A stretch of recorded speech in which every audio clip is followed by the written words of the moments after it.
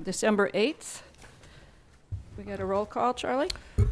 Certainly. Before I call the roll, just let me formally announce to the Commission and the public that about a half an hour ago, I got word that Commissioner Art Hoff has resigned from the Commission due to health issues, and therefore Commissioner Hoff is no longer on the Commission. So there are now 6 of you. I'm really sorry to hear that. We're going to miss Art very much. Yes, and we will plan some appropriate festivities for him. So with that, let me call the roll. Let's see. Commissioner Cardoza? Here. Commissioner Coomerly? Here. Commissioner Sherman? Here. Commissioner Steinberg? Present. I believe Vice Chair Flores will be here shortly, and Chair Donaldson. Here. So we have 5 commissioners present. I pledge allegiance to the flag of the United States of America and to the republic for which it stands, one nation, under God, indivisible, with liberty and justice for all. Okay. We have a new piece of sculpture in the council chambers here that's being inaugurated tonight, so if you're here for that, you can still go over and look at it. This is a time for public comment on items that are not on our agenda. We have a very short agenda. Is there anyone wishing to make a comment on something that is not on the agenda this evening? Yes. Mr. Silverman. Hello, Ron Silverman, Fordham Properties. I came to attend the hearing on the park, but I just realized that there was something that I had concern about and that I've discussed with Charlie Bryant over the last few years, and that was the crematorium effluent that is continually coming out of the crematorium. And I feel that the crematorium hasn't really provided enough information on what it is, the burn-off, excuse me, basically the burn-off, and there's a large accumulation of burn-off that is now accumulating on the H-Song building, which would be their north facade. I wrote some letters, contacted the Bay Area Air Quality Control. I guess they have a hotline, and talked to various people there, and they basically sent me back to Charlie Bryant, or it was kind of a roundabout way. And Charlie informed me that there wasn't much he could do about it because they were essentially grandfathered in, and unless they got any new permits, the city really didn't have any jurisdiction. And it's really obvious that since the apartment complex was built on the east side, that the wind air movement dispersion has really changed. I've consulted with a I guess he would be a health risk assessment individual, has a PhD, does various studies, and there are quite a bit of toxic chemicals that, and it's really easy for me to say toxic chemicals, but basically they're dioxins that are part of the burn-off. And I think the city should probably take a look at, or try to figure out, if there's any real danger to the people living in the apartments. I mostly became aware of it because after the H-Song building went up, there's a constant growing buildup on their siding. And I have a number of live-work tenants in the building at 1421 Park. They mostly complained about the noise. And I was informed that there are sound restrictions on when, or times that they are allowed to do their burn off and when they're not. And they're not supposed to exceed, I think, 7 in the morning till 7 in the evening, and no weekend work. But they do, and I don't have any consistent numbers, but the tenants there were told that they have to just call the police and file a complaint if noise was an issue. But I think it's more of a health issue that should be looked into. And I know that the city is aware of it, and I think it just has sort of fallen through the cracks over the years because they've been there for so many years. They are a big corporation. They don't have a real name behind or a face behind the name. They don't use, they don't have signage. I think it's an essential service that's provided to society, and they have to be somewhere. They've looked into moving, but it's very hard to get permits. I think they tried to go to Richmond. I'm not sure where else, and I know they were actively working with some different real estate agents at one point. But I just think it should be looked into. Okay, well, thank you very much. Charlie, do you have any suggestion on how that could be approached? I will consult with the city attorney about what the city can legally do.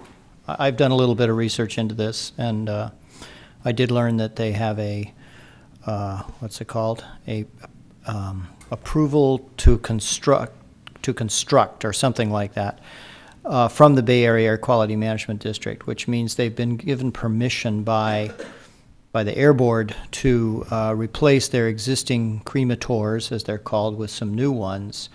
And the conditions on that would actually improve things quite a bit. I think they would move the smokestacks away from H-Song, and they would have much better scrubbing or whatever, filtering of the stacks than they have now. But they aren't required to put in these new cremators. And I think the Air Board's permit to construct was good for 2 years, and I think it's almost expired, and they haven't done anything yet. So I don't know if they're going to. If and when they ever do, it will need a building permit. So then it'll come to us, and we'll review it for building code compliance. But Only Bay Area Air Quality Management Department regulates them? Is that what you pretty were much. able to I mean, find they're out? obviously regulated by local land use controls, that is us, but as Mr. Silberman indicated, they are grandfathered in. They're legal non-conforming. They've been there forever. How would they differ from like a dry cleaner who have been heavily regulated more recently because of the emissions that they let off, and they're I'm not closing familiar with down how all dry of them? cleaners are regulated, but I imagine they're regulated by the Bay Area Air Group Quality two. Management District too. Sure. Does DTSC have anything to do with it? I don't more think in the so. I don't ground. think they're contaminating the ground. Well, if there's a lot of particulate deposits, they could be, but. I think it's mainly air Is that our issues. only crematorium? No, actually it's not. What other ones? We do have have? one on Yerba Buena, right behind. Isn't that in Oakland though? Key Route I Lost? know No? just the one. I think a portion of it is in Oakland, Okay. but part of it's in Emeryville, and that one doesn't seem to bother anybody. Maybe because the wind is blowing away from it or something. Yeah, nobody ever mentions that one. Well, I'll look into it. But thanks for bringing it up. Just drive in park on the park and just take a look at the side. There is a deck. okay, we'll follow up Yeah, with this that. item is not on the agenda, It's not on so the- it's really not appropriate to have an extended discussion about it. All right. Well, what we have next on the agenda is the action recap, the minutes from the last meeting. Are there any corrections or additions? I'd like to maybe just add one thing to the Wells Fargo part. There was a lot of discussion about making left-hand turns, prohibiting left-hand turns off a shell mound. And to me, that's kind of the difference between that project working and not working. So I'd like to just include that in the minutes, that make a statement that addresses that. Okay, let's see. Well, we say Maurice Kaufman, Public Works Director, addressed the traffic concerns at Shellmound and Christie. Can we add there and left turns from Shellmound Sure. to the site? Right. Any other corrections, additions? And then move approval? Move approval. Second? Okay. Any objections? Okay, without any objections. Next thing is the director's report. Charlie? Okay, well, let me tell you about what the city council has been up to. They have met 3 times since your last meeting, which was on October 27th. They met on November 1st, November 15th, and December 6th, and they actually took up a number of items that I think might be of interest to the commission, so bear with me, because I've got quite a few things to tell you about here. On November 1st, the council considered the tree ordinance violation next door here on Park Avenue, just east of the Civic Center. They extended the deadline from October 31st to December 31st to complete the sidewalk replacement there. You may have noticed that that sidewalk is all torn up now as of this week. The owner had been fined by staff for cutting down a street tree without a permit. He had appealed that to the council in June, and the council agreed to refund the fine after the sidewalk is rebuilt. The fine has been paid, and it's going to be refunded after the work is done. And as I said, he now has until the end of this month to complete it. The council also passed the final reading of an ordinance to amend the municipal code related to sandblasting to make those provisions consistent with the noise ordinance. I think I previously reported that that ordinance, well, it was introduced on October 4th, and I think I previously reported to you that it passed on October 18th, but that's not correct. It actually passed on November 1st. On November 15th, the Community Development Commission heard a status report on Bay Street Site B and the proposal for a Macy's department store and a public parking garage there. Negotiations with the redevelopment agency on that project are on hold pending the outcome of the Supreme Court decision about redevelopment. The council heard a status report on the current traffic impact fee, and that program, as you probably know, is being updated, and it will in the future include pedestrian, bicycle, and transit facilities. A study session on the update is tentatively scheduled for your March meeting. The council approved the public market green living room proposal that was presented to you at your last meeting on October 27th, and Commissioner Sherman's proposal for a pedestrian bicycle path connecting Christie and Shellmound was discussed, and it was agreed that the design could accommodate such a path in the future. LBA Realty, who are the new owners of the towers, which were formerly known as the Watergate office towers, applied for a noise waiver to complete their site work, rebuilding the entrances to the various tower buildings. Their request was to work from 6 to 7 p.m. on weekdays. They're allowed to work up to 6 p.m., so they asked for an extra hour, and for 9 a.m. to 5 p.m. on 10 Saturdays between now and March 31st. The council approved the additional hour in the evening, but they did not approve the weekend work, and they excluded the north side of 2200 Powell, which is adjacent to the Watergate Apartments, and the south side of 1900 Powell, which is adjacent to the Hilton Garden Inn Hotel. The council considered a proposed assessment district to underground the overhead utility wires along Hollis Street between Powell and Ocean Avenue and the adjacent side streets, basically the entire North Hollis area, south of 65th and west of Doyle. They decided to hold the item over and directed staff to provide more information about possibly expanding that district into adjacent areas. The council heard an informational report about the marketing efforts for the America's Cup Yacht Race, which will be coming to San Francisco in 2012 and 2013. And the city and the Chamber of Commerce have formed an ad hoc committee to strategize on how to best take advantage of the economic development opportunities from that event. And the council approved the Transportation Committee's recommendation for sharrows and bike lane striping on Emery Street.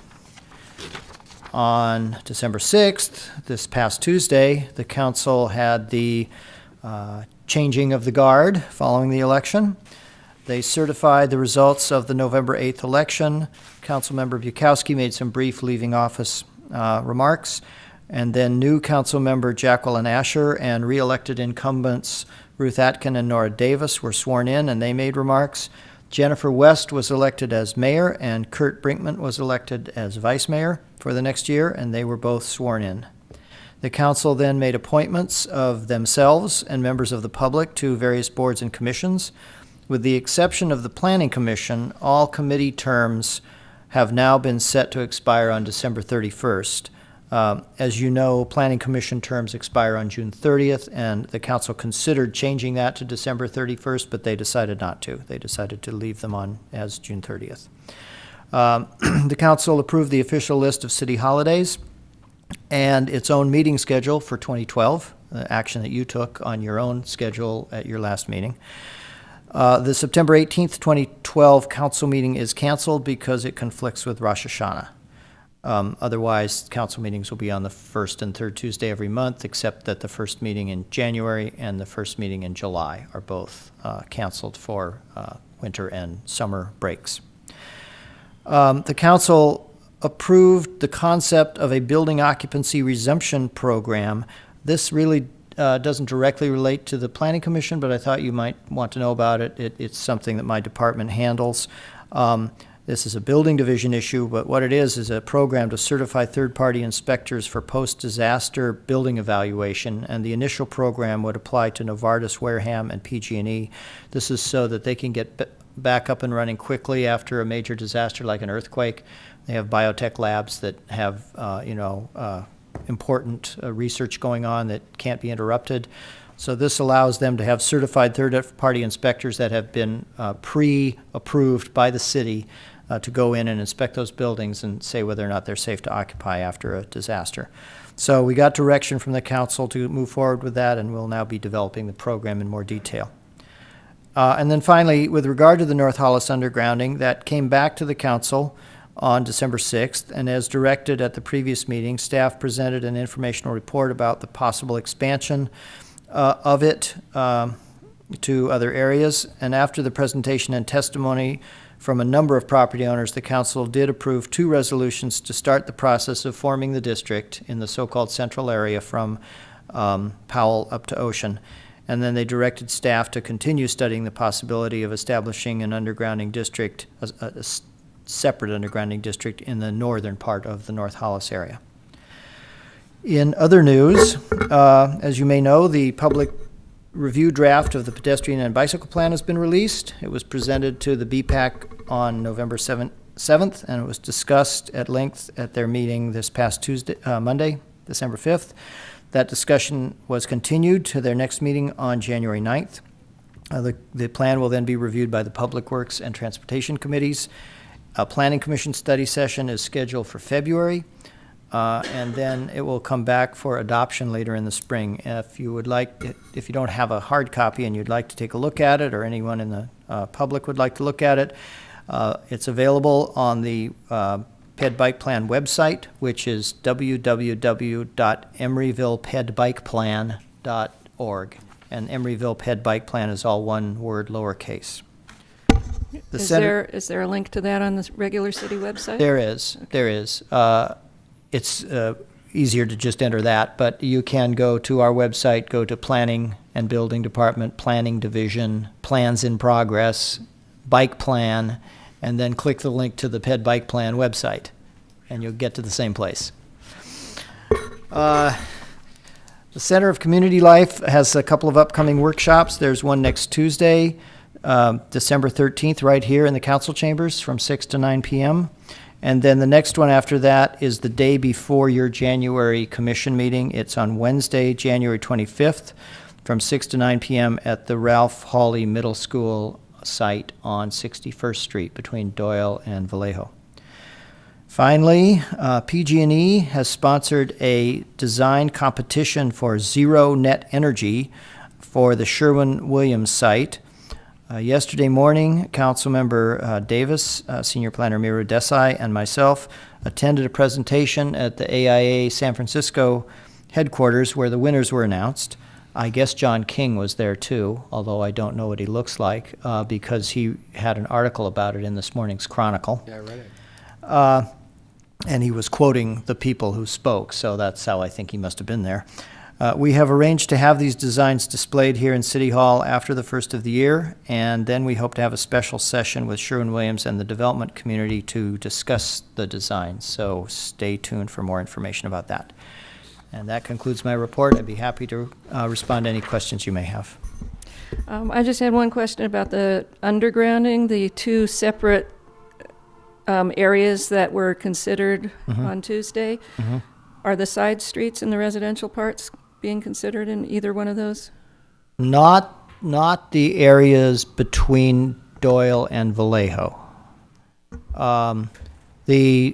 It's complicated. It has to do with the process for forming assessment districts and how many property owners you have to have, and there's different kinds of assessment districts, and there's a big report that explains all this. But the so-called central area would be from Doyle to the railroad and from Powell to Ocean. The portion north of Ocean up to 65th has already been undergrounded, and 65th is already undergrounded. So there's kind of a logical break point there. And then the north area basically would be pretty much everything north of that. I think it might exclude 67th Street west of Hollis, between the Hollis and the railroad. But because I think those folks said we don't care about these phone poles are okay with us. So there's also a very small south area, which is around the city courtyard. It's on Horton Street, between Powell and Stanford. But there didn't seem to be any interest from the property owners in that area to participate in an undergrounding district. In the central area, the big property owners are Wareham and I forget what it's called, Francis Collins Company, and the city. And you need 50% of the owners, 50% of the land area in order to get the process started. And Wareham and 50% of the owners have expressed interest. So it appears that it could be possible. That'd be great. Any other questions for Charlie? Yeah. Yeah, it is. Okay, we have a pretty brief agenda tonight. We have 2 public hearing items. The first one is on the Papermill Park.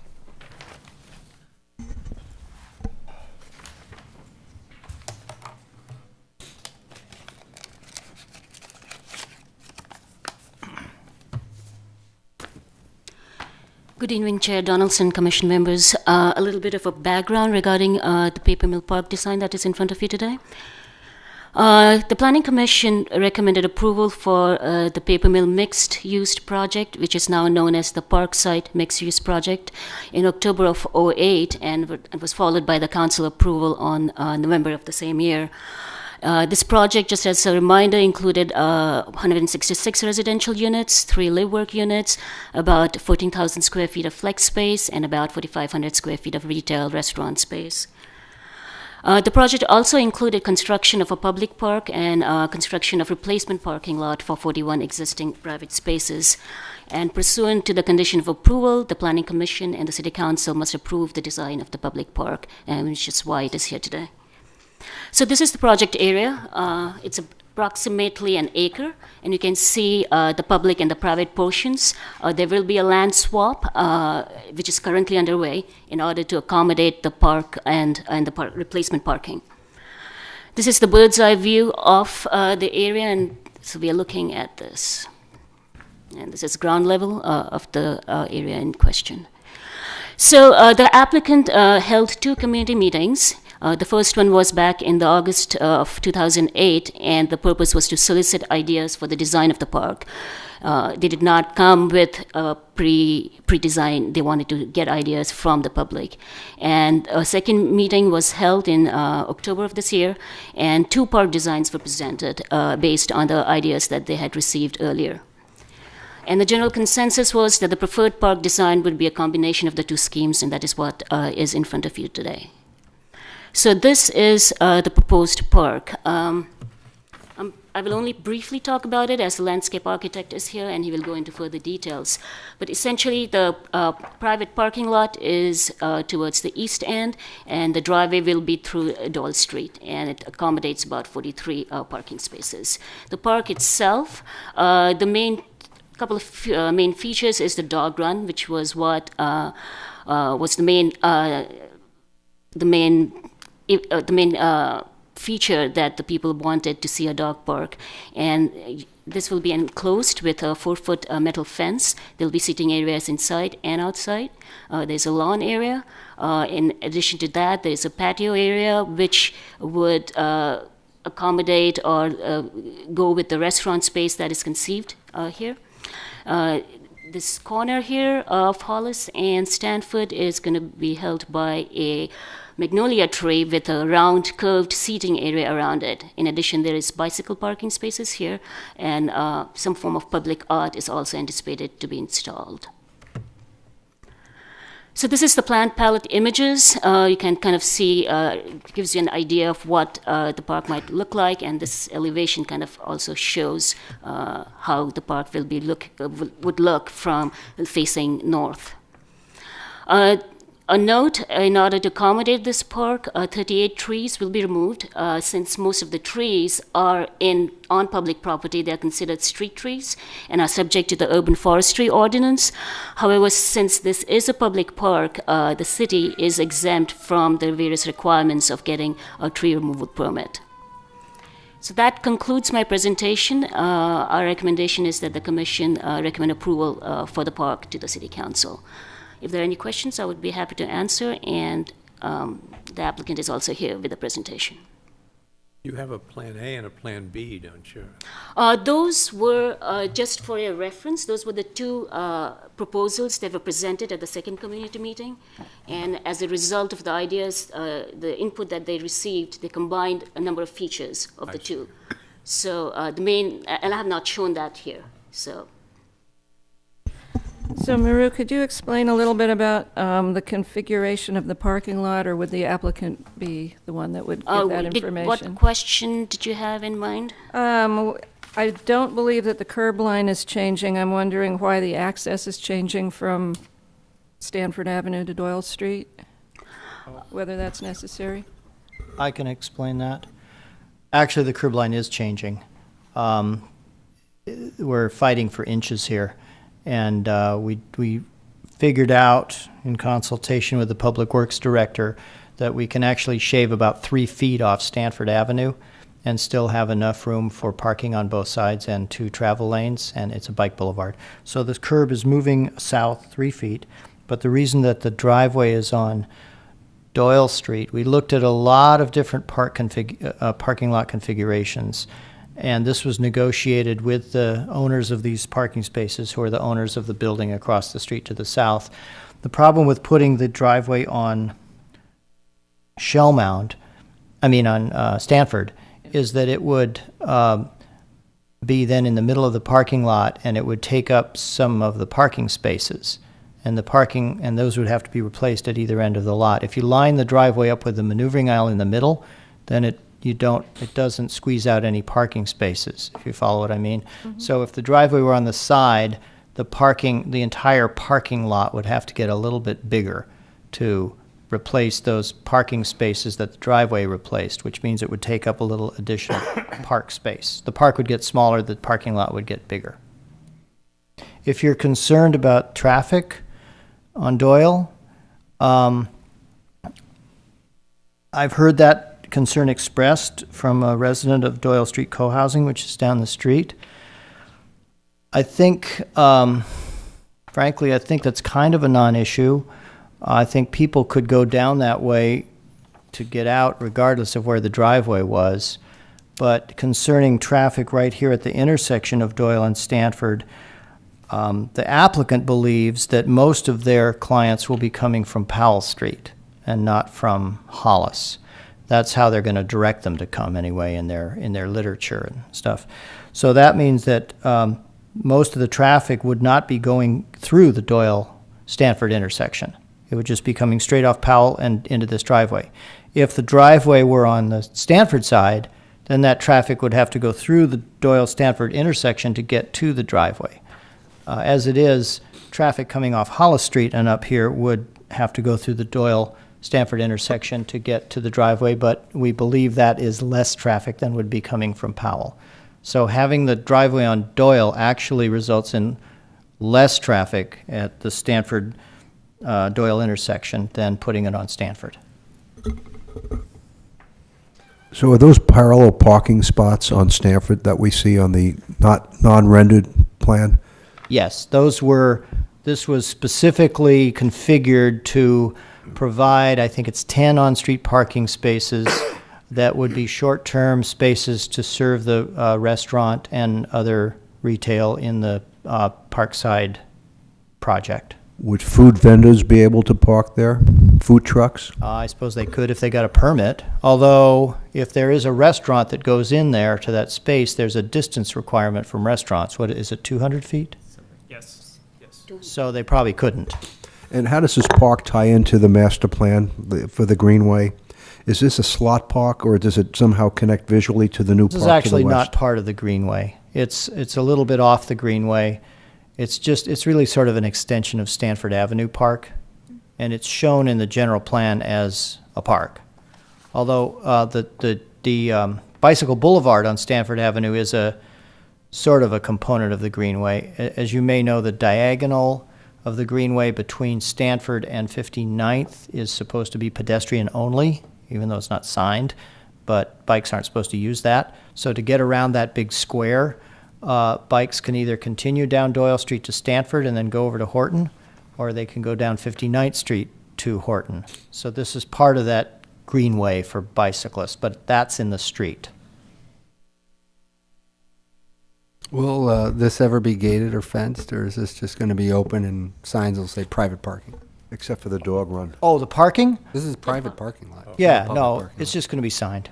This is a private parking lot, yeah. It's a It's just going to be signed. Just be signed.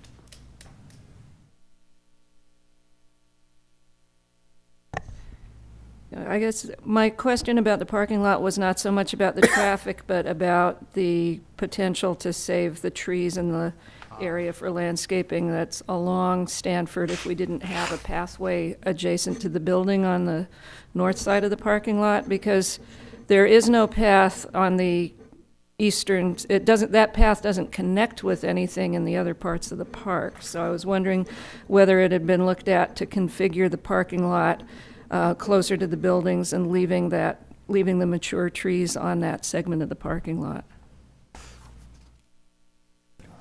No. Well, And that path provides access to the ground floor live-work units in the Parkside building. So it's kind of an important path to have. It also provides access into the park for anybody who's coming down Doyle Street from the north. Right, just on the elevation that's shown on this, it just shows windows on that side of the building and one door. So I wasn't clear on what the relationship to the building was. That was why I was asking. they're both windows and doors. Okay. On this side, is on the units here, is that what you were talking about? Yeah. Yeah. They would not just windows, they're also doors. So the parking lot is specifically for the building across the street only? That is correct. Okay. They currently own 41 parking spaces. I remember the whole Yeah. from the, yeah. And you know, they don't really have to agree to this. If they didn't, I guess we could go to eminent domain, but we'd prefer not to do that. They are willing to do this land swap because they're getting a much better parking lot than what they have now, and they're getting a park. But they don't have to agree to this. So this is what they said they would agree to. Okay, any other questions for Maru? Does the applicant wish to give us a presentation?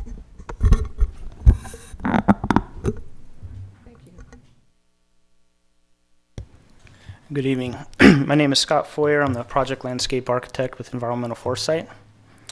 Thanks, Maru, for your presentation and overview of the project there.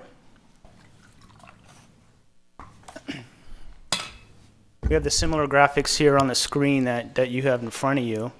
And I think I'll kind of start out kind of just a general overlay, kind of recapping what Maru was speaking of and save a lot of the detailed kind of design components for more open discussion, that questions you guys might have regarding plant material and so forth. Basically, this linear park here is an extension of the Stanford Avenue park that's up here to the east.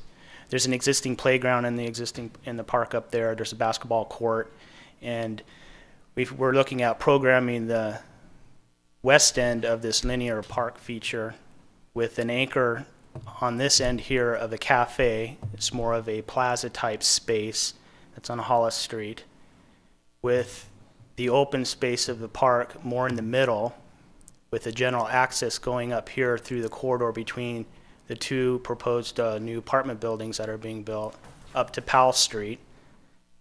And then we have the private parking lot on this end with circulation around each side of the parking lot. You can come to this walkway here to get to the live-work unit, front door to the unit here. And if you recall, this is that existing brick facade wall that's going to remain with the articulation of those windows and the brick and so forth. So the landscape design is trying to play off of that and accentuate that on this side. Down here we have this parking lot, or the sidewalk that goes along Stanford Street that will allow circulation across the crosswalk into the Stanford Avenue Park to the east and up the way to all the other park program elements that occur along the way there. So we provided more of a transitional type park space with the main feature, as Maria stated, as the dog park feature that was more or less desired by the community during a couple of our workshops. From a landscaping tree perspective, we have street trees along Stanford Avenue that mirror the species of trees that are on this side of Stanford Avenue, the ash trees that provide shade and buffer along the public parking stalls, parallel stalls here that would serve the cafe and some of the park use. The trees along this side play off the elevation of the two new apartment buildings, which is right here. This is the space in between the two buildings, the corridor, the walkway that comes through up to Powell Street. Right here is Hollis Street. So this is the cafe restaurant where the patio space would be. And then we've placed these eastern redbud trees, small trees that would accentuate the pedestrian scale along the facade of the building here. This is the second building to the east that has the existing wood facade with the rhythm of windows and the door to the live work unit. And we have the spacing of the more upright ornamental flowering pear tree in between that to kind of create the rhythm and the feel of accentuating that existing brick facade that we're proposing to keep at the building. The dog park itself would be located in the central area with seating on the inside of the 4-foot-high metal fenced dog park with a bark type ground cover that would be used for the dogs to run. The approximate size of this is about 100 feet in this direction, about 40 feet in this direction. This is where you would enter the dog park and to be able to come into the fenced area. We're proposing to bring in the dog drinking fountain, and the dog mitts for the dog waste, and so forth.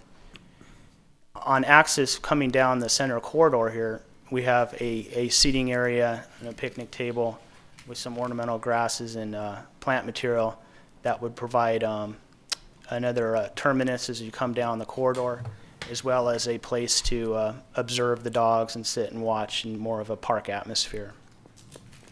The lawn area, given the programming of this park, we're not envisioning a lot of informal play or a lot of lawn, and we're concerned about water use and things, so we have a limited open space that kind of provides a visual separation between the dog park and the more active programmed cafe space.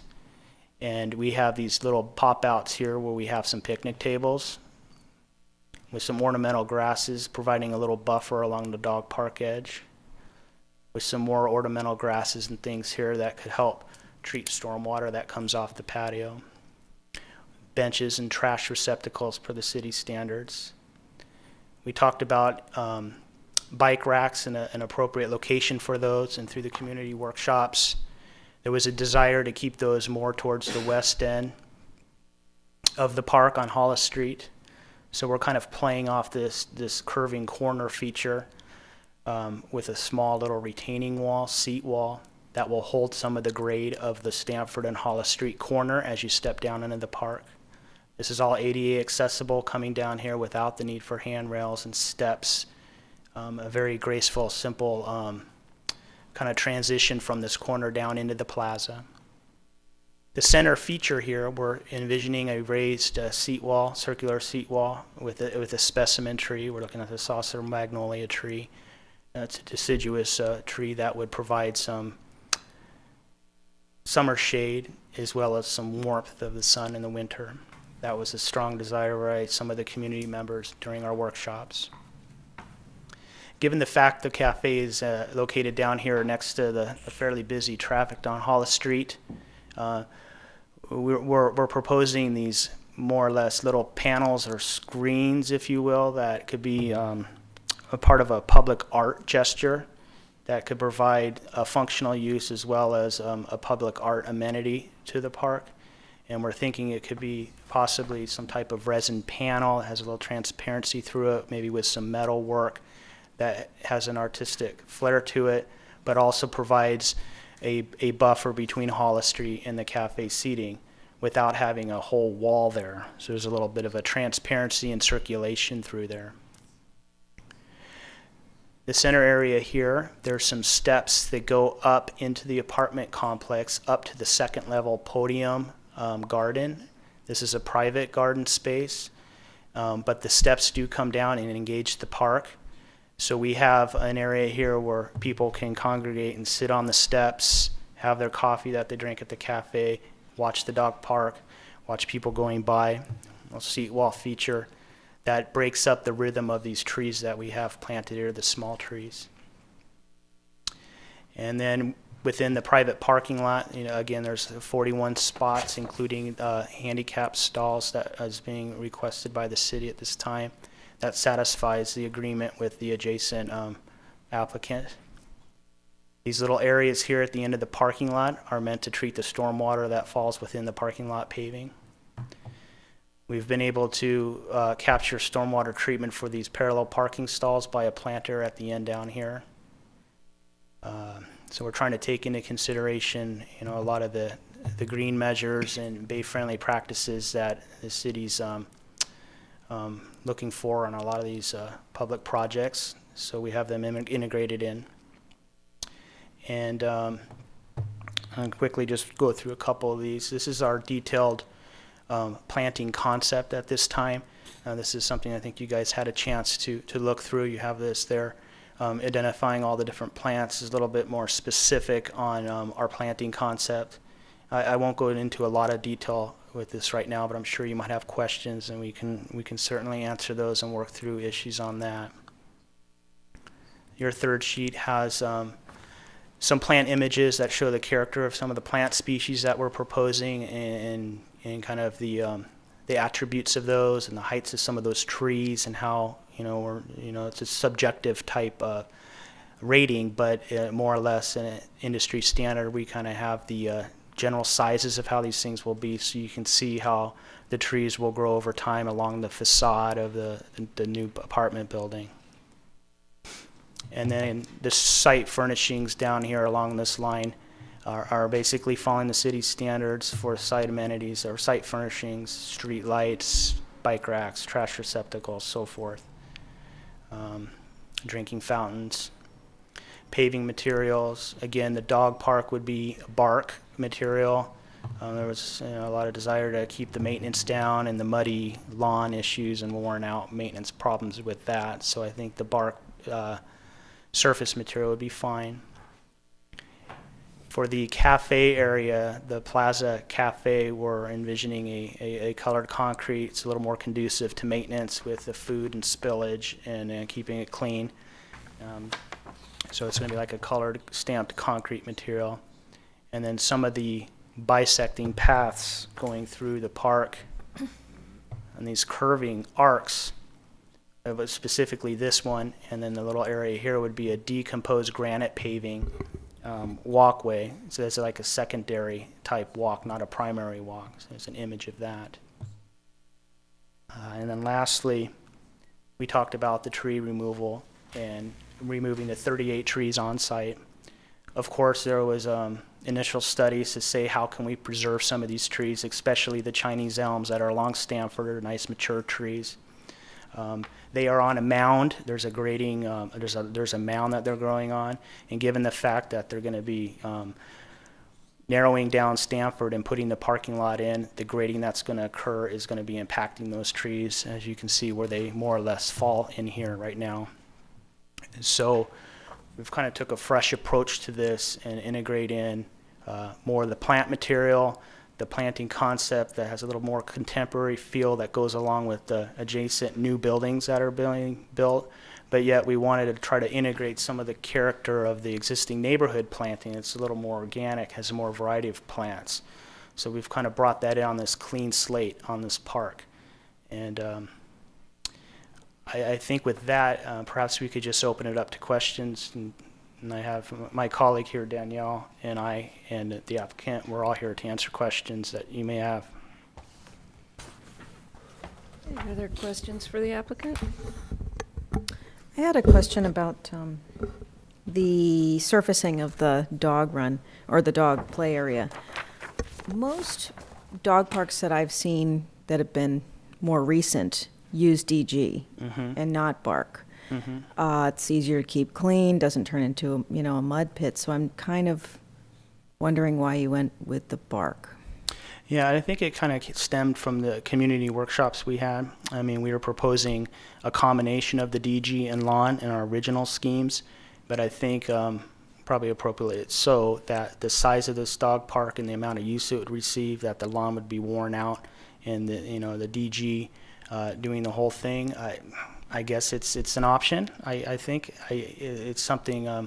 I'm just thinking of maintenance in the future and who's going to be replacing the bark, and it's easier to dig. Yeah, no, that's certainly something we can Definitely consider. in the city, they're most all dog parks have switched to DG now that were bark. So Okay. I would consider that. And I talked to a few of the doggy daycare facilities around, and they said, "Oh yeah, DG." Yeah. So I think it depends on where it is. If it's close to residential windows, DG is going to stink. And bark mulch is going to smell like bark mulch. And when it gets rained on, it's going to smell okay. And then you can also, 25 yards of bark mulch if you wanted to turn it over. It's lower cost than replacing DG. So it sort of both depends on ways. where it is. I don't know what the proximity of the windows are here, but we have bark mulch at our place. We had DG, and it just stunk. Really? And it clumped like a cat litter box, like a huge cat litter box. And if it gets overused, it clumps. And cats will use this as well, especially if it's DG. So then it's kind of like, it depends on where it is. If it's a public park away from housing, works for DG. If it's close to residential, it can smell as DG. So yeah, I guess it's up to the owners really to decide, but good point. Less maintenance on the DG side. yeah. Okay, let's stick with questions for a minute before we get into the discussion of it. How Any tall other are questions? the most, what's the most prominent species of tree? I It would couldn't be see this- numbers. Yeah, it would be the street tree out here. Which is what? This is the ash tree. The ashes? Yeah. What's the mature height of the ash? Yeah, it'll probably get about 30 feet high. 30 feet. Yeah, about 25 maybe wide. And it's the similar tree that's actually there now across the street is what we're thinking of. Great. On this side. I guess. Oh, I'm sorry. No, go I ahead. had one more question, and it was in regards to those trees. The surface on the Right here. Yeah, no. I guess there's ash trees all along. These are ash down here on the All street. ash. Yes. All the way across. Got it. Okay. They're not listed on the planting plan. Yeah, and we actually noticed that. That's correct. On the third sheet, those trees aren't, they've been missed in the labeling process. But those are the ash trees, and they are in the legend there. You'll see the So the Raywood ash? FAR8, the Raywood ash. Yes. Any more questions? I'm more concerned with the security aspects of a park, especially after hours. What kind of lighting are you providing along the pathway? And have you had a security consultant look at the little nooks and crannies of your park to make sure that they're secure? Yeah, and we certainly kept visibility into the park as a concern when we were designing this and looking at some of the lower plant material that we have proposed and where we have higher plant material. And for lighting, this path along the back, these are little lights here that are located. We have the space conceptually at this point, so we do have some path lights there. We work with some of your folks in Public Works to look at the standards and things that are being done for the parks. Of course, out on the street, we're looking at street lights here, and they're spaced with the tree rhythm. So the park will be well lit. and for safety. And again, the visibility into the park, we have large fences or real large screening or places for people to hide out. I think one thing I kind of forgot to mention that might shed some light on maybe the lack of more shade trees or something within the park is this existing storm drain water line that comes right through the park, and that we have to stay clear of that easement with some other trees. So the design kind of reflects a lot of these existing and conditions that we need to work within.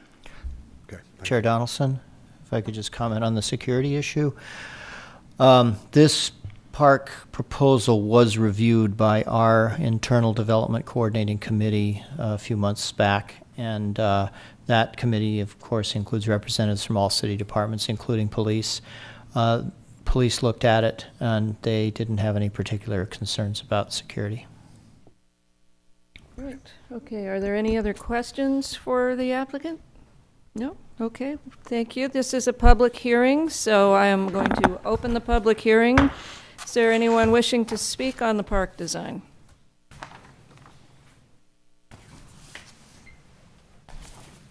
I'm just going to make a couple of comments, not specific to this park, but in terms of maintenance. I walk through the behind the community garden fairly often and walk the neighborhood, and a lot of the irrigation requires a lot. The irrigation heads and pipes require a lot of maintenance. So I would just encourage the landscape architect to use as few exposed irrigation components as possible. The design, I'm not sure who did the design for the greenway behind the community garden, but there are many, many heads there, and they're constantly breaking. Even the simple things like the grass strips along the Doyle Street Greenway, the heads are constantly breaking. And the maintenance department has a hard time keeping up with things. So as simple a design as possible makes the most sense here. Since this is just another new park and it does burden the facilities department. Thank you. Okay, thank you. Would you please sign in on our speakers sheet over there? That would be great. Any other person wishing to speak on this item on the agenda? No? Okay, we'll close the public hearing. Commission, what are your comments? Thoughts? Well, I think it's a great design. I really like how you've married the concept A and concept B together from the input that we had from the community meeting on this, and I think you've come up with a great design, and I really applaud you as the architects, the developer, and the city for working together to really collaborate on this whole design, because I think the fact that you're changing the name from Papermill to Parkside really speaks to what this development is doing and how it does embrace the park, and it does really become one with the park. So I think it's really a great project. I think I have to agree with John. I think it's been nicely worked out. I don't know anything about the history of the dog park, but I know most apartment buildings don't let people have dogs unless there's a medical need for it, and many condominiums don't either. But there must be enough dogs in the neighborhood that when they had community meetings, that's what they wanted. So, Well, and they are the developers of this apartment building, and they say they are going to allow dogs. oh, they are? Yes. Okay. It's all the rage. Under a certain There size. are lots of dogs in that neighborhood. My apartment building allows dogs. I would just agree with the speaker that as best you can is look at xeriscape for the grasses and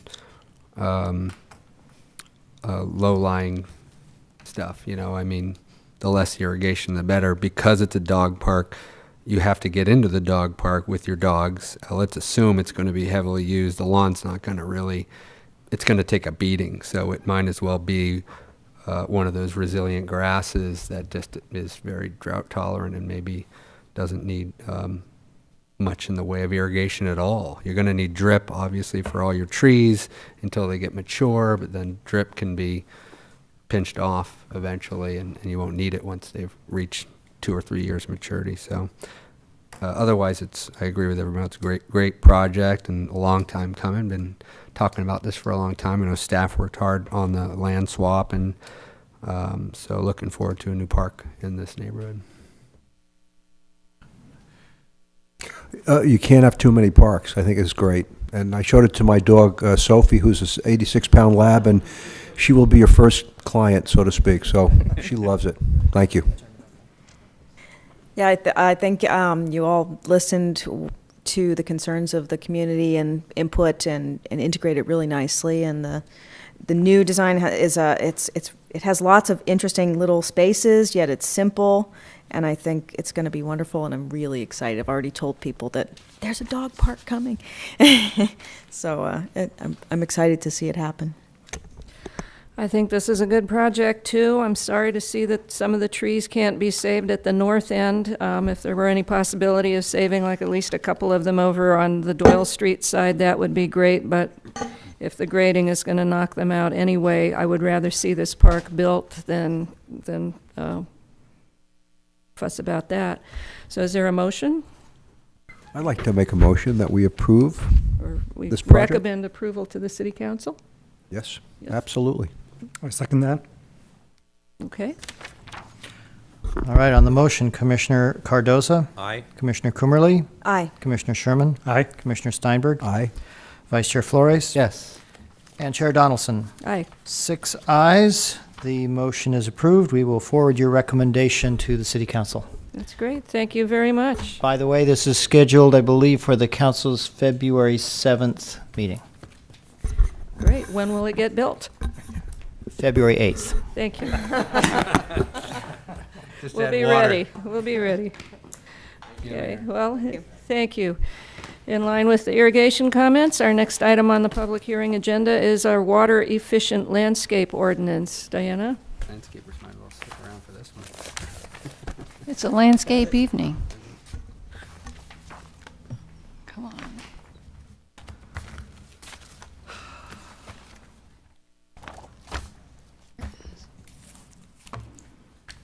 It's a nice park. I like that. It's a big park. Okay. Yes, this is about the water efficient landscape ordinance. Where is that? There is a state law that includes a model ordinance, and cities are required to adopt the model ordinance or an equivalent ordinance. And it applies to most landscapes that have 2,500 square feet or more. If you're designing a landscape that's that big, you need to calculate a water allowance, designate hydro zones, areas of similar water use, and there are regulations addressing soil, plants, water features, mulch, grading, irrigation systems, and irrigation schedules. And you have to document your design and your project completion. And there's a separate part that's applies to all landscapes, and it prohibits runoffs from landscapes of any size. So there are some scary looking equations in here, but what they boil down to is the maximum applied water allowance equals landscape area times evapotranspiration. Estimated total water use is the sum of the hydrozones water use times their area. And the estimated total water use has to be less than or equal to the maximum applied water allowance. It's a pretty simple concept, and it's something that a lot of designers lobbied for in order to be able to have more flexibility in their design rather than so many regulations about how they design, although there are a lot in this. The irrigation system for these larger landscapes requires a separate water meter, rain, freeze, wind sensors shut off, flow meters and manual shut-off valves, an irrigation efficiency of 71%. That means that much of the water actually goes to the plants. Low flow in mulched areas for infiltration, swing joints in high traffic areas, and no spray within 2 feet of sidewalks or paving. We have an ordinance sort of similar to this. It's based on an earlier state model ordinance, and it applies to landscapes of 500 square feet or more. It addresses plants, mulch, grading, and irrigation in a much simpler manner. And we are including an update to that, as we'll see in a minute. So what we've done is started with the state model ordinance and added some other things. One of them is stopwaste.org, Alameda County Waste Management Authority has requested that the cities add bay-friendly basics. These are applying 6 inches of mulch, mending soil with compost. These help the soil hold water, allowing plants room to grow to their natural size, and keeping turf to 25% or less except for play fields. Don't plant invasive species, grow plants that don't require much water, and use weather-based irrigation controllers. Then there's the East Bay Mud requirements for getting service, and they require 80% native or low water use plants in non-turf areas, and covers on pools and spas, and no spray heads in areas less than 8 feet wide. So is that 80%, is that for areas of 2,500 square feet or greater, or is that just in? East Bay Mud, if you're applying for a service, that's what they want to see. Water. Okay, for a meter. It's not, yeah. Okay. So the draft ordinance adds Article 70, water efficient landscaping, to Chapter 4 of Title 9, referring to separate requirement documents. And what you have in front of you with the yellow on it is this part, which we would hope that you would recommend what's on the dais rather than what's in the packet, because we just added this part. It amends Article 84 design review and Article 3 definitions, requiring design review for larger landscapes. When we were first drafting this, we were imagining that the new zoning ordinance would require design review for the 2,500 square foot landscape, and it's not adopted yet, so I was like, oh, we better add this.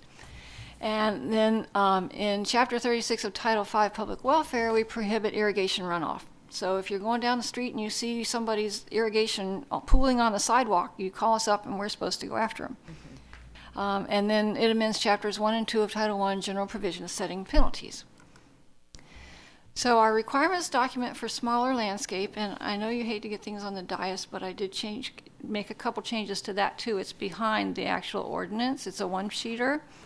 And as I was doing, we had a meeting with at stopwaste.org about bay friendly yesterday, and it started us thinking again, which was dangerous.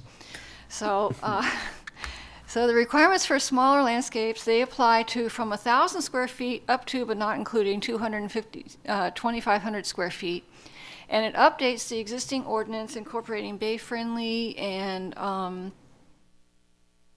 sort of looking at the ordinance for the larger landscapes and seeing what people could really afford to do and would be fairly easy, and experience that we've had working with bay friendly already.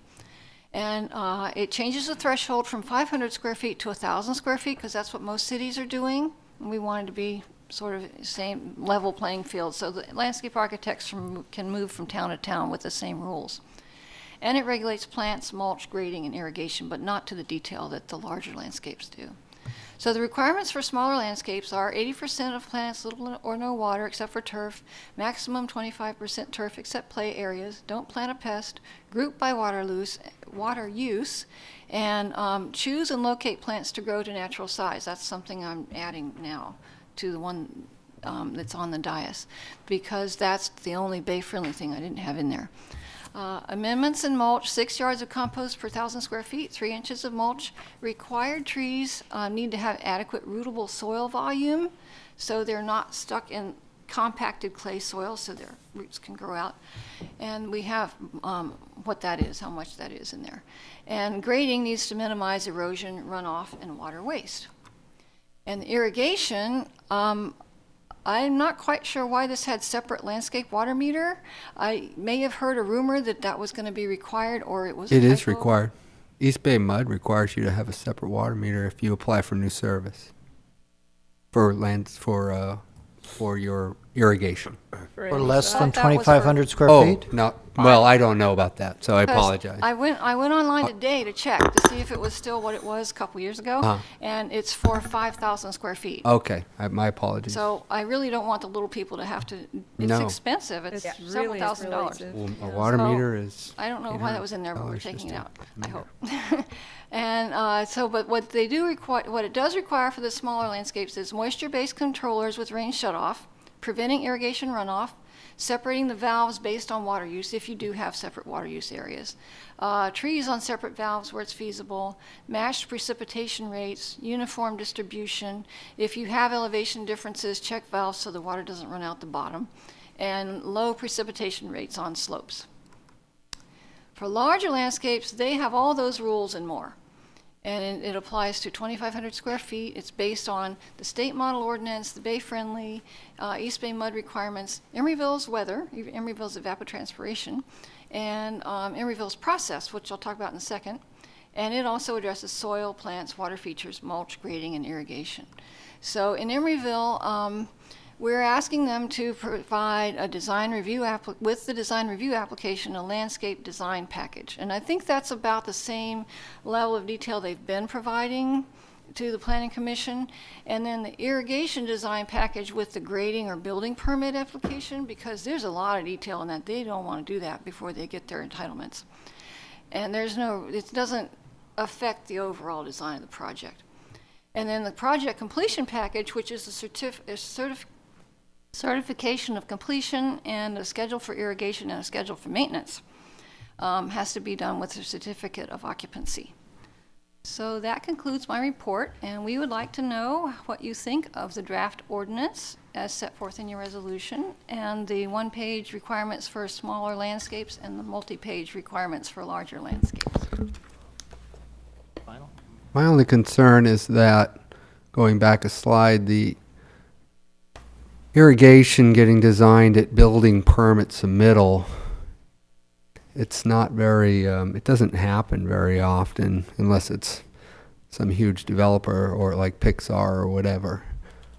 For a smaller development, even under 10 to 50, usually it's design build. You haven't brought on your irrigation guy until you've pulled your building permit. At least that's my. They're going to have to come in. They're going to have to get a permit. So you're saying the irrigation, is even having it with the grading or building permit application? I is just too feel like early? that's early. It's asking a lot, and things are going to change. And I wonder, you don't pull a separate permit for irrigation, do you?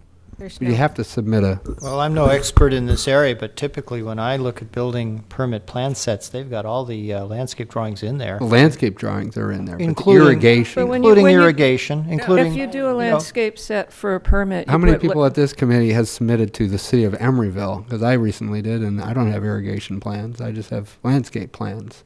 If I had to go out and get irrigation plans, I'd have to hire an irrigation contractor who's going to make those plans for me. And quite honestly, I'm not ready to hire a contractor. I'm only I need a landscape architect because I need to get through this committee and everything. But to have you need a, no, I didn't.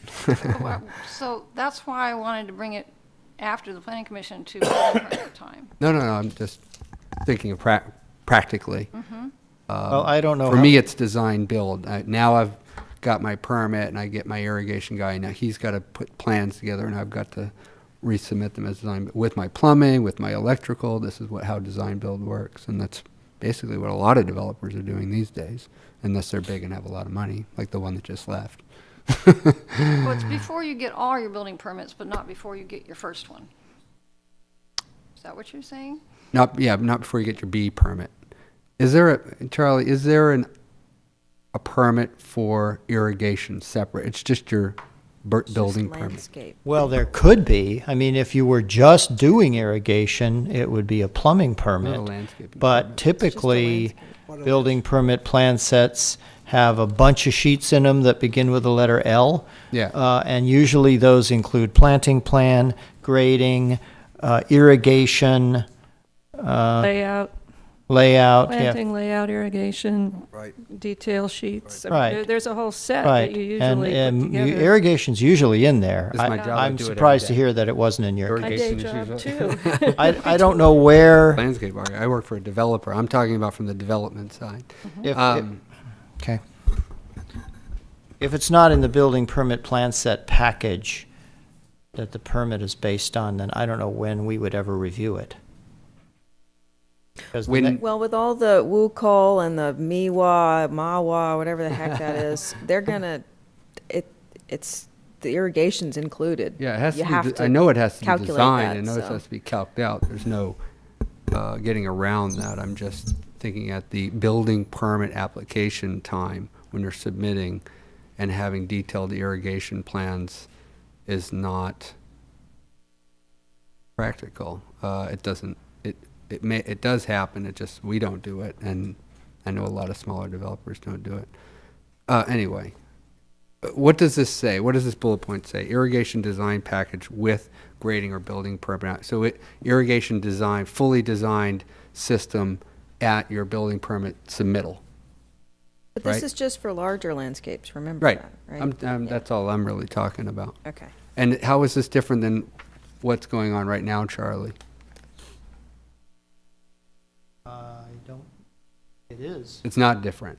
So we're not, even though we're talking about improving this, this is already in place. Well, I guess so. I mean, this ordinance is specifically just about landscapes. Mm-hmm. So it's possible that you could redo a whole area, like Pacific Park Plaza redid all their landscaping one time. And, this would apply in a case like that, Sure. as well as to a regular building That would project. make sense to me, because Yeah. that's what you're doing, a landscaped area. You wanted the landscaping and the irrigation and whatnot. It's a moot point if this is already in place and we're sitting here so. Not already in place. It's up for your Why, review. he just said it was. Well, this ordinance is not in place. But But, I mean, there's typical submitting submittal it requirements for building permit. require an irrigation Normally- design package. Because it's part of your plumbing permit. I don't have, Right. So that's a very good point. I can pull my building permit without pulling my plumbing permit. So should we say with the plumbing permit application? I would. If irrigation is with plumbing, because you just made No, it might be with civil, more so than plumbing. might be with civil, but my civil doesn't put the irrigation plan, my landscaper does. Typically, right. My subcontract, he's more of a contractor, I'm bringing a contractor Chair on. Donaldson, may I suggest that you hold the public hearing and then Oh, sorry about that. engage in commission deliberations? Yes, I was thinking that this was still questions We about had how asked the some questions. process is working. Are there any Okay. other specific Okay. questions to Diana? Yeah, question on what happens if you have recycled water? So it sounds like these things don't apply if you're using recycled? I had drafted an exception for recycled water, and somebody said, "Oh, East Bay Mud doesn't have that exception." So Actually, most new landscapes use recycled water, right? Or if it's If- available. well, in Emeryville, you're required to plumb for it if you're basically west of San Pablo Avenue. That's the requirement. Pretty much, yeah. We don't get it yet. No, there's a different, recycled water and gray water are two different things. Yeah. So if Yeah. gray water is being used, is there an exception for that? No. It's something I wanted to do. Well, I wasn't really thinking of gray water so much, but the recycled. But we want to match East Bay Mud. We don't want people to follow our requirements and then go call East Bay Mud for hookup and say, "Well, guess what? You were supposed to do this." What define recycled water? Recycled water in our ordinance is when you get water from East Bay Mud that's been through a tertiary treatment and Okay. come through a pipe from the treatment A plant. purple pipe. Purple box. Okay. Purple pipe. type stuff. Yeah. Not something that the land or that the property is recycled. That's gray water. That's gray water. Well, like, I'm talking like stormwater. Oh, Oh, that's a whole other thing. that's rainwater collection or something. Right, or a project that collects rainwater in cisterns and then reuses it. Is that the same as recycled water? Not exactly. Okay. And would that be exempt from the irrigation system plan needing? None, no, none of those are exempt. Probably not, yeah. No. It's whatever water you got, wherever it comes from. Wherever it comes from. That applies. Okay. Yeah. So I'm a little confused at page 4, section 3, paragraph A. Of the ordinance? Yeah, where it says, except those using recycled water for all irrigation from time of occupancy. Oh, is that still in there? Uh-oh. All new or rehabilitated landscape projects of 1,000 feet or more, except those using recycled water. What's For the all section number? Section 4A. 3, it's on page 4. Section 3. Oh, Section 3 of the ordinance. Yeah, Oh, Oh dear. it's like the second paragraph, A. I meant to take that out. aha. Okay. Good catch.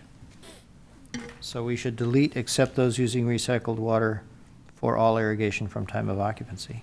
There. Okay, are there other questions before I open the public hearing? No? Okay, this is a public hearing. Is there anyone wishing to speak? Okay, our member of the public was not wishing to speak on this, so I'll close the public hearing. And, okay. Comments, recommendations, motions? I don't, on my question comment, I guess I leave it up to the building department, and the counter, and trying to work through these issues on a case-by-case basis. I mean, when you do design build and you don't bring in your plumbing plans and your electrical plans and your irrigation plans because you're trying to get a building permit, because you're trying to get a bank loan, which you need a building permit for, but you're not quite sure if you're going to get a bank loan yet, so you haven't hired any contractors like plumbing, mechanical, electrical, HVAC, those people. So you're sort of in this gray area, this rock and a hard place. Like, am I going to hire a contractor to do the work or not? But I need my building permit. So But you're saying is the subcontractor now provides the plans? Yeah, that's true. The subcontract generally On a design-build basis. on a design build basis, Fire or you could protection hire them also. to make it. But if you're not going to build it, it becomes a cost that just gets flushed down the toilet, so to speak. Anyway, Chair Donaldson, can I just clarify one thing? Yes. We have these requirements, which for small landscapes is this two-page thing. Right. And for larger landscapes is a much thicker document with all the scary formulas in it that Diana mentioned. Right. Those documents are not part of the code. Those documents are promulgated by the planning and building director. And so, and that's very similar. In fact, it's patterned after the way we do stormwater permits. The section of the municipal code that relates to stormwater is actually pretty short. It just says that, well, it says more than this, but it says in terms of stormwater measures, the applicant shall comply with stormwater measures as issued by the Public Works Director or by the city engineer. And then all those stormwater measures that you see attached to the conditions of approval, those are promulgated by the Public Works Director. And they can be modified at any time as necessary by the Public Works Director without having to go back to the council to modify the ordinance. So these requirements for landscapes are the same way. If there's an issue or a problem or new information or something changes, I can modify these requirements without having to modify the code. And that includes the process? Well, yeah, the provision about the irrigation plan being part of the building, before building permit, that's in these requirements. So if that's an issue, I can change that without you having to worry about rewriting the code. The code simply says you got to follow these requirements. I mean, it says a lot more than that, but that's, so I want to make sure you're clear between the difference between the things that are in the municipal code that would have to come back to the commission and council to amend versus all these requirements that are promulgated by staff, by me, that can be amended by staff. Thank you, Charlie. That is really helpful. And I think that Diana has put a lot of effort into making these congruent with the other jurisdictions and with Bay Friendly, and I would move approval. Or I would move to recommend approval to the city council. I just had a quick comment Yes. on, well, there's no page. One of those on pages. ghost page, After page 14, where there's the, we're getting into the whole, no trash cans. Are you in the resolution or the requirements? I guess I'm in the requirements at this point. Substantive Where it says Emeryville water efficient landscape requirements for smaller landscapes. So these are put forward by, say that again, these are put forward by the By me. you, by the you. By the me, yes. We wanted your input, and we want to use them And- the way you like them. And they, Yeah. and these are based on a combination of Bay Friendly and Woo calls. Will calls is a list of plants, That's just a list, that's right. That's, but willow. We call it willow. Willow, The willow, Water that's Efficient right. Landscape Ordinance. that's right. This The is, modern let's see, where'd this come from? Well, like for instance, the first one is East Bay Mud. The second one is East Bay Mud. The third one is Bay Friendly. Second, Okay. that's Bay Friendly. It's Bay Friendly, and yeah, mostly it's Bay Friendly. Little mix, okay. I did the math on section B, amendments and mulch. It turned out to be like half an inch of amendment, if I'm not mistaken, 6 cubic yards. for 1,000 square feet. That should be 2 inches. Should be 2? Mm-hmm. Okay, maybe I did my math wrong. And I'm glad you caught the irrigation, because I was like, oh my God. That was crazy. Other than that, I think I like the fact that you put in with room to grow to their natural size. I almost wish, it's more about the hedging and the wastefulness, and I wish that was mentioned instead of room to grow to the natural size. Well, there's actually been a lot of discussions between the various builders, developers, maintainers, and StopWaste.org in the Bay Friendly program. They had in their Bay Friendly scorecard no shearing, and there was a lot of pushback about that, so they kind of backed off on that. Because as Peter Schultz-Allen, who's been doing the Bay Friendly stuff, explained to me, for instance, Pixar, they have their fedge. People like to have a plant that's 6 feet tall and 1 foot wide. There's no plant that grows that way. So we didn't want to be we wanted to be consistent with the Bay Friendly people in sort of giving people a little leeway there. Fair enough. Those were my little comments. Got to be able to do your topiary. That's right, and fedge away. So I would move that we recommend approval of this. Would second that. And that would be with the one amendment where we're deleting that reference to recycled water. Yes, please. Okay. All right, on the motion, Commissioner Cardoza, Aye. Commissioner Coomerly, Aye. Commissioner Sherman, Aye. Commissioner Steinberg, Aye. Vice Chair Flores, Yes. Chair Donaldson. Aye. 6 ayes, the motion is approved. We will forward your recommendation to the City Council. Thank you very much. The last item is commissioner comments. And, I would like to comment that we will miss Art and wish him well and hope to see him around. And we also have little Christmas goodies for the staff to share boy. around. And Christmas goodies And all. at all. I'll take that. You're the director. You can take those. Thank you. Any other holiday goodies? Holiday goodies. Any other commissioner comments? Okay, meeting's adjourned.